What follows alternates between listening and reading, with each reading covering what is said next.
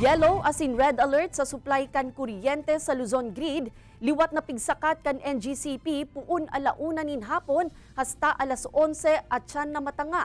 Kasureko 2, igwamanin pakiulay sa mga commercial establishment na sa indang nasasakupang lugar.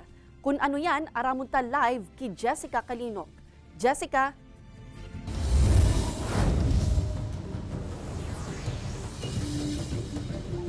Sigun Kate sa Kasureko 2, ang sarong mall sana halangkaw na nakukonsumong kuryente. Kaya nahihiling kan kooperatiba, magin kan Department of Energy mismo, na dakulaan maitatabang kung halimbawa man na magamit ng generator sets ang mga mall as in commercial establishments tuyong peak load hours.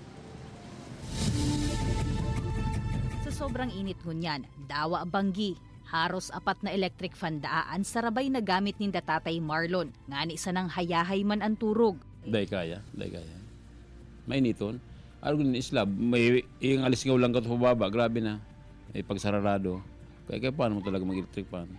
Mayo manin bulos nin tubig sa indang gripo sa maghapon, kaya electric fan daan solamenteng pampapresko ninda. Day baling magrorolangkaw an bill, basta day isa na mawaranin kuryente. Pasado alas 9 kasubagong aga, kan liwat man na isakat kan NGCP sa yellow alert an Luzon as in Visayas Grid.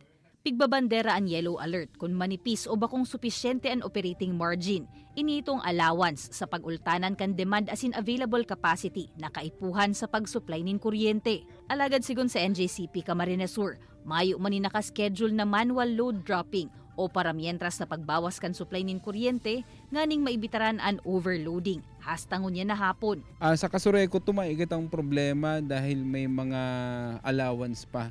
Kumbaga mga spare pa kita, lalong-lalo na po may mga bago kitang power substation. Ang problema talang itong supply kang kuryente. Hali sa NGCP, sa transmission o hali duman sa generating power plants, ini mga power generators, maagi sa transmission, paigdi sa distribution, iyo po yan si data masisiguro. Kaya kaipuhan daan tabang asin kooperasyon kan mga member consumer owners na tuyong peak load hours. Day na mo na maggamit nin appliances na makukusog ang konsumo. Siring man napigian kami naraan mga mall, commercial as in industrial establishments na maggamit nin generator sets tuyong peak load hours.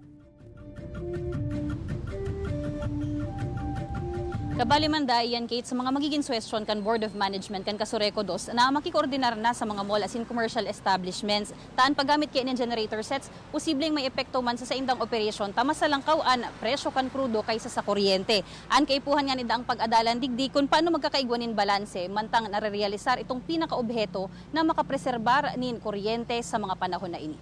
Kate? Alright, Jos Mabalos, Jessica.